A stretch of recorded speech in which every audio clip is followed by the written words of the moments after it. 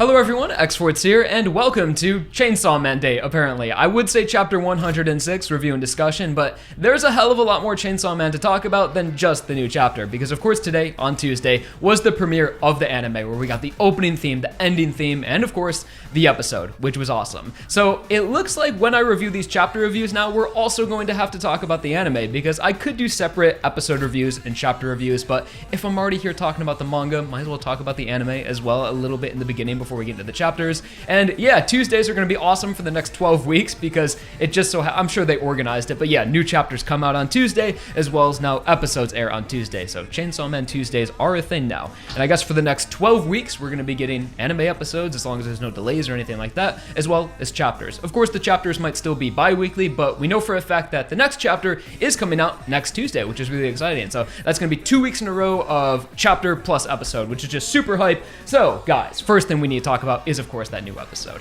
Episode 1 of the Chainsaw Man anime. Right off the bat, it was perfect, all the way down to the minute detail. It was perfect. Perfect. They added quite a bit to Denji versus the zombie devil and their interaction and the drama to it, and the transformation of Denji into Chainsaw Man, especially when he was being absorbed by Pochita, and just sound design, visuals, like the use of 3D and 2D and mixing it, and it was literally like perfect. At least from memory, just watching it earlier, of course, where it was it's still very hyped today. It was just a pure rush of adrenaline and dopamine and just everything Chainsaw Man, because like before the episode came out, the opening leaked and everyone's looking at the opening, then everyone's looking at the ending, and then it gets put on Crunchyroll or whatever streaming service, and then we watch the episode, and then right after that it's like, oh my god, there's a new manga chapter as well. What's going on with Yuko and Asa and everyone in part 2? So it was just so crazy. But we need to talk about the anime first. And of course, let's start with the opening, because that was the first thing I saw today that just like blew me out of the water. Like honestly, I was not expecting this much of like a celebration of Chainsaw Man and Fujimoto as an author within this opening. Song was awesome, it fit well, but the visuals of the opening is really what caught me off guard, because when you make an anime opening, you sort of have two options. You can just sort of splice in footage from the season. So what I thought it was going to be, we would be seeing clips from the Eternity Devil, from the Bat Devil, the Leech Devil, Katana Man, pretty much all the arcs that are going to be contained in these first 12 episodes. And I thought it would be something similar like that, maybe a few anime original scenes or whatever for an opening. But what we got was the better alternative, that openings are always better when they do this, when they write things that are non-canon and they put characters in situations that we've never seen in the manga before, or just have fun with it. And definitely they were having fun with it, and like keeping, either Fujimoto had some influence in this, or they were just like praising Fujimoto and making this opening as much Fujimoto as possible instead of just specifically Chainsaw Man, because of how it had so many references to movies, art, and literature, and just pop culture in general. So the way that it kicks off, I really like that when it's referencing movies, it's showing characters performing actions from movies, and it also goes letterbox if you notice as well, except for the Big Lebowski reference, I believe. But in the beginning of the opening, the first like 5 movie references we have, they're all in letterbox, which is kind of like a nice little detail as well. And it's just, oh my god, them referencing also movies that I've made analysis videos about, like my video, The Best Arc in Chainsaw Man, where I talk about how if you look at Fujimoto's like watch list, you can see how he uses movies like Pulp Fiction and No Country for Old Men and The Big Lebowski, and how he uses these as frameworks to write characters and stories. And like my theorizing being like, yeah, Fujimoto probably, borrowed these elements from these characters. But now in the actual opening, we see references to Pulp Fiction and to The Big Lebowski and to No Country for Old Men. It's just like hitting the nail on the head. It was just really awesome to see that and being like, yeah, people get it. People understand that, like, Fujimoto is a guy who loves movies. He's very blatant about that and referencing them and making characters similar and retreading those tropes while finding his individuality in manga by making pretty much a manga like no one else. And I think that's a reason why Chainsaw Man is so successful too, because of all those Western influences that are injected into its hyper pop aesthetic as well. Not aesthetic, but its energy it has, like it's super fast pacing. So somewhere on the screen here, we're going to be going through all the references. So like I said, there's No Country for Old Men, The Big Lebowski, Pulp Fiction, Once Upon a Time in Hollywood as well. I'll provide links in the description for threads where you guys can see if you missed any references. And I'm sure in a few days, some OP analysis will be on YouTube as well. I'll leave that for other people. I feel like I'm not as attentive to details as some of these other guys on YouTube who are really good at the OP analysis and like find every little detail. I took some notes here because I know I wasn't going to be able to remember everything. In the opening, what we do have also is a lot of foreshadowing for Makima's character, which I really appreciated it. I like how it wasn't just references of just being like, oh, there's a movie, there's a movie, there's a movie. It also sort of foreshadowed the story of Chainsaw Man and Denji's character arc as well, especially during the Big Lebowski reference where Aki lets out a perfect strike, and then we get like that strike screen where you have Power. I believe Power is doing a pose in one of her manga panels as well, and then in the background you have like a pixelated Denji following Makima. Oh my god, bro. Oh, hell no, man. What the fuck? Also, there was the scene where Makima is like feeding him like a snail, and people have looked it up, and it's like, oh, this is actually a snail that, is parasitical and it controls people. So nice little reference of that, showing that Makima is going to be controlling Denji the whole time, as well as there's other various scenes where he's like covered in flowers, and then some like Venus flytraps show up. So again, just showing Makima is going to take control over Denji, and just like having those malicious undertones as well. After all like the movie references, we then have just some action scenes of Denji fighting. But what I thought was really cool about this was that they made an anime original devil for Denji to fight and all the characters to fight in the opening that didn't really take away or spoil anything that would happen later. Like, it would have been nice to see some like Eternity Devil scenes or anything like that, but really the only like scenes that we're gonna see later on, we saw Katana Man and Akane, Snake Girl, I believe her name is, but not even like scenes from that. We saw the Ghost Devil too, but it was all in like these anime original scenes that weren't recreating any moments from the manga.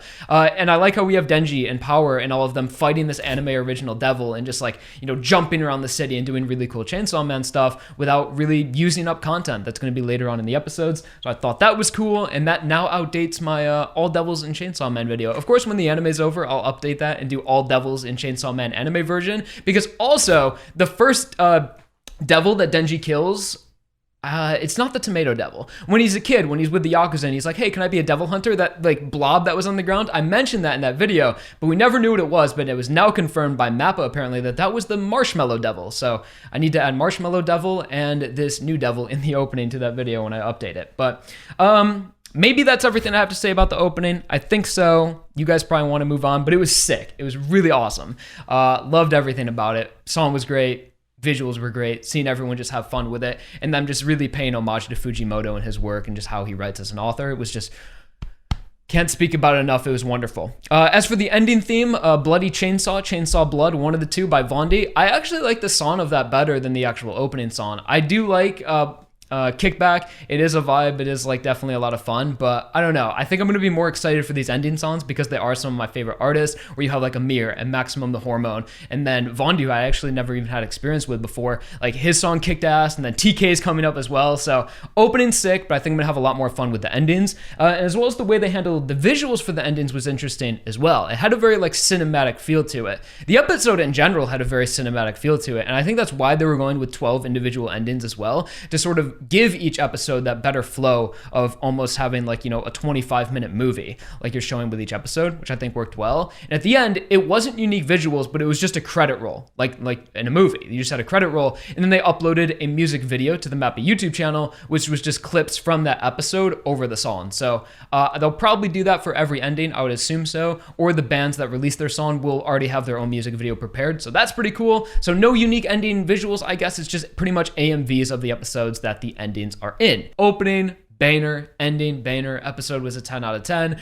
It's going to be a good 12 weeks, guys. I don't know what is up with Mappa and Chainsaw Man. I don't know why they love it so much, but I'm glad they do, and it's getting just this absolutely insane adaptation. So I think that about concludes the anime review section of this video. I probably sounded like the biggest fanboy ever, just praising Mappa for everything they did and gushing over everything with the animation and the sounds and the opening and the ending, but what can I say, guys? I enjoyed it. I had a good time. Chainsaw Man Takeover, Himeno Sweep. Yeah, it was just a lot of fun. I really have like no criticisms to say about it. I think Mappa's doing a really good job. But switching gears over to the manga, now let's talk about Fujimoto and what's going on with part 2 and how he's writing these characters and how awesome Asa is and what's going on with Yuko. Isn't that just awesome that we're able to reappreciate part 1 and all those characters and relive it with the anime and see it in a new light and a new medium, and then immediately continue on with what Fujimoto is doing today and expanding the story in the world of Chainsaw Man? It's just so exciting to me, and I really love this. Is so special how the anime is happening with part 2. They're coming out on the same day. It is just, it is coalescence. Chainsaw Man slowly continuing to become one of my favorite series of all time. And it's hard to not be a Chainsaw Man fan right now and just love it because of how much content we're getting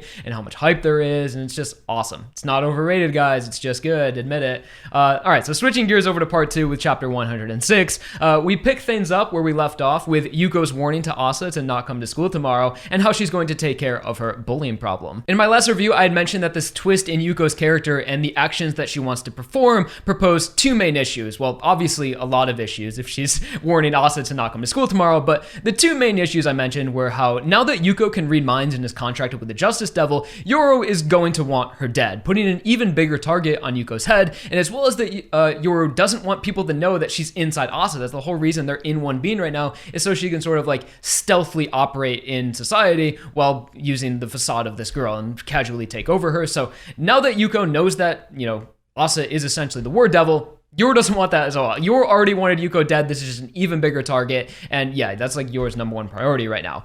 Secondly, is the twist in Yuko's character, how it sets her up to be the first consequential devil fight in the part. As Asa would most likely want to prevent Yuko from killing her classmates, she probably isn't okay with that, being like, oh yeah, they are bullying me. Why don't you just go murder them? Asa's like more reasonable and probably like, no, Yuko, that's not how you solve your problems. You don't just go illegally contract a devil and kill everyone that like does you wrong. We're not all like you. Yuko. So I think that it was going to set up that fight where, this friend that Asa just made is now going to be like the first villain and someone she's going to need to stop and potentially even kill, which is a pretty interesting way for Fujimoto to frame their dynamic and really subvert what we thought was going to be a beautiful friendship of them working together and, overcoming against Yoro. But now it's just like, no, now they're enemies and they need to fight each other. And Yuko, there's no reasoning with her. She's just gone off the rails. And as predicted, both of those threads with Yoro wanting Yuko dead, as well as Asa wanting to prevent Yuko from doing anything terrible to her classmates, both are sort of explored within this chapter. But first of all, the chapter starts off the night before Yuko's big day, with Yoro and Asa weighing their options as Asa's trying to figure out how to handle the situation. Although before coming up with a sound plan, Yoro just decides to take control of the body and forces Asa's hand and decides to go after Yuko herself, which sort of put into perspective how powerless Asa truly is. Because the only time that Asa was able to maintain control over Yoro was back when she encountered the Bat Devil, when she was like stricken with fear and out of her mind and not knowing what to do. Then Yoro wasn't able to take control, and I think that sort of gave us like a false sense of security, being like, yeah, because Asa's in control most of the time because she's at school. But now that we see that there's one thing that Yoro wants to do, Yoro is just able to just boom, hop in that body and take control. And now that she's in control, what can Asa really do to get it back? I guess like mentally fight, but I guess we haven't really seen that yet, where Yoro is unwilling to give up control and really is motivated to do something. So I think Yoro's going to be in control for a while now, and at least until Yuko's dead or Chainsaw Man shows up. So it sort of it put back into perspective, being like, yeah, Asa is a prisoner in her own body. We haven't really seen that explored quite yet in the part. So after quickly setting up Asa's position in the chapter, with Yoro stating their motivation and then taking control of the body, setting up that conflict, we then switch to Yuko's perspective, which is that same night, right before her big day, where it brings some relevance to the chapter title, which is Bonfire, probably in reference to the Knife Party song. No, I'm kidding, probably not actually, where Yuko is burning the body of her neighbor who she had killed earlier and mentioned it in the last chapter.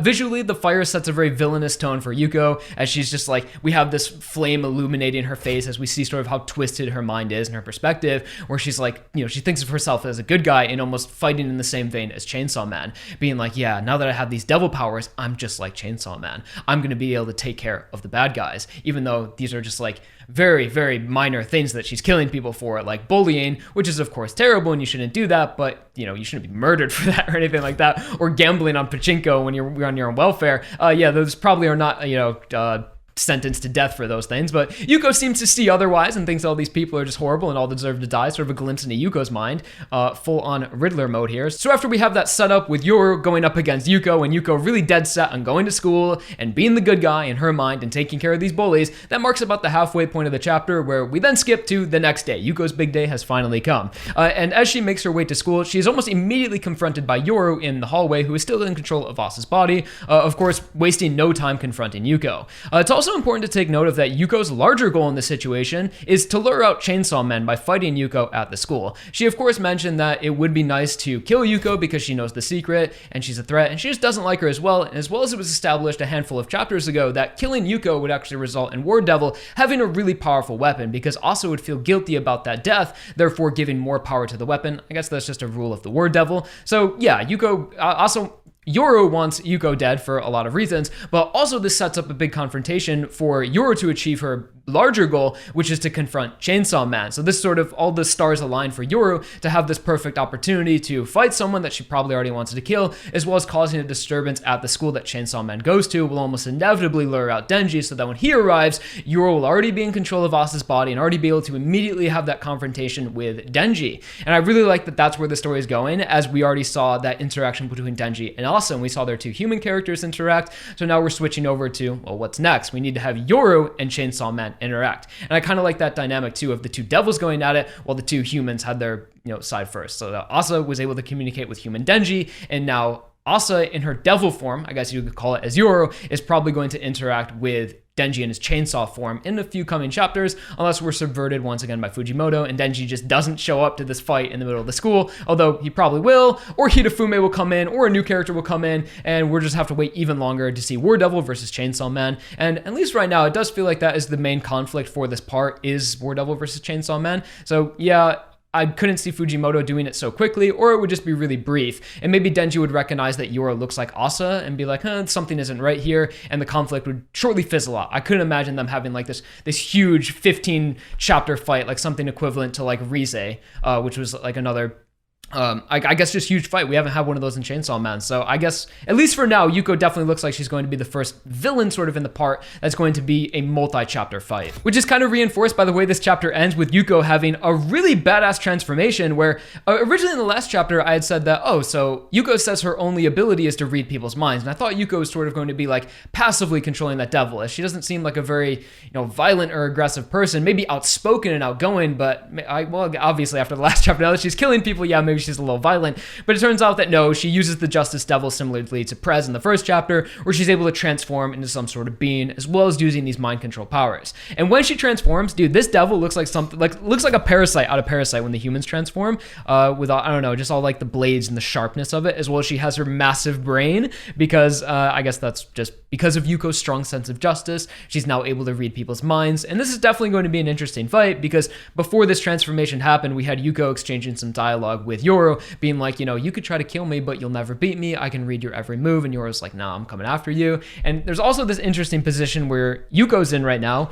where Yuko, of course, loves Asa. The whole reason Yuko's doing all of this and contracted the devil in the first place was for Asa. So now that she has to fight Yoru, which in turn means her fighting Asa, and the more damage she does to Yoru, the more damage she's putting upon Asa, also puts her in a sticky position here where, I don't know, is Yuko just gonna go crazy off the rails and try to kill Yoru without any consideration of Asa? Probably not, because the whole reason she's doing it in the first place is for Asa. That, of course, is just more interesting writing dynamics Fujimoto has brought up here, where how are these two actually going to fight each other if one doesn't want to hurt the other? But what I really think would be cool is if Denji shows up. I think that's really the only way to solve this, although that's just my small brain thinking of solutions. The only way to solve anything is Chainsaw Man showing up and Denji, killing everyone. But this really puts Yuko in a position here where she's probably going to die. I couldn't see Yuko getting out of this transformation and being like, yeah, everything's good, all's forgiven. Yuko's, knocking on death's door here, being this massive target now in the school, because there's a bunch, we're in a school full of devil hunters. There's a devil hunting club, so Hitofume, Denji, Yoru, any of these characters can just immediately come in and one-shot Yuko, considering she's not too powerful, or maybe this mind reading ability is just so powerful because she has such a strong sense of justice that she's actually going to be a pretty big deal. But Yuko's not looking good right now. Pretty much a number of characters can come in and just take her out, as well as she can't even fight back against Yoru essentially because she wants to save Asa, which is just pretty interesting. And I don't really know exactly how it's going to go from here, but something's going to happen, which is exciting enough. So Fujimoto continuing to write these interesting character dynamics and interesting relationships between these characters, and we're weaving that into the combat as well, sort of making a fight so I can't just like flat out try to kill this person as fast as possible, at least from Yuko's perspective. But other than that, yeah, it was a pretty quick chapter. It was only 19 pages, and really excited to see some action here, especially at the school. Maybe I feel like this would be a good opportunity too to introduce more devil hunters that could be more cast members that sort of help Yoru and I don't know, just see more devils in general, because we've only seen what, like 4 devils so far in part 2, and we're seeing the Justice Devil again. So could be Denji, could be an opportunity for new characters to come in, and so on. But I think that wraps up all my thoughts on chapter 106. I probably had said more than I thought I was going to. A really brief chapter. I think I read it in like 3 or 4 minutes. Just went really quick. But yeah, Yuko's probably gonna die. I think Yuko's dead in like the next 2 chapters. I don't know. She seems a little bit like she's gone past the point of redemption, and she's just really like messed up and has a really twisted sense of justice. What this could propose as well is that because Chainsaw Man is now like this celebrity figure, and I wonder if more characters will sort of have this ideology or like go along this line that Yuko did, where it's like, if Chainsaw Man can be a hero just by having a contract with the devil, why don't I just go contract devils and try to be like a vigilante myself? And maybe we'll have these other characters like Yuko with these twisted moralities, or just vigilanteism of people trying to be like Chainsaw Man. I could see that happening. That could be another plot point that Fujimoto addresses within like the world building of the series. But other than that, I think that's going to be it for my chapter 106 thoughts, as well as episode 1. I've been talking for a while now, but yeah, guys. So Chainsaw Man is just it's pretty awesome right now, isn't it? Getting the chapters and the episodes, and it's just a lot of fun. So hopefully you guys enjoyed hopefully you guys are catching up to the manga as well. If all of you guys aren't caught up with part 2 now, this should be more motivation to be like, I can watch the anime and then I can read the manga, and it's just a massive Chainsaw Man day once a week. Because like I said, next Tuesday as well as we're getting a new chapter as well. We've been on the bi-weekly thing for a while now, but next week, so literally 6 days from now, we're getting another chapter along with episode 2. Pretty awesome stuff. So at least for the foreseeable future, we're going to have some Chainsaw Man days here every Tuesday, Wednesday when you guys watch these. So thank you guys so much for watching the video. Let me know what you thought about the opening. Let me know what you thought about the episode in general, as well as what's going on with part 2. And I look forward to talking to you guys next week, just discussing more Chainsaw Man. I don't know who's doing the ending. I hope it's Maximum the Hormone or TK or something. I honestly, that's kind of crazy that I'm almost more excited for the ending songs than I am the actual episodes, because I know what happens. Obviously, I've read the manga. I'm not too crazy on rewatching what I've already read. Of course, it's Chainsaw Man. I love the characters, so I'm excited to see it. I'll watch it, of course, but I'm really excited to hear the rest of these ending songs. We have 11 more banners to go after Vondi's bloody chainsaw, so that's just really pumping my blood. But alright guys, thank you all so much for watching. I'll see you all next week. Like, subscribe for more Chainsaw Man content. I'll talk to you guys all real soon. Alright, peace.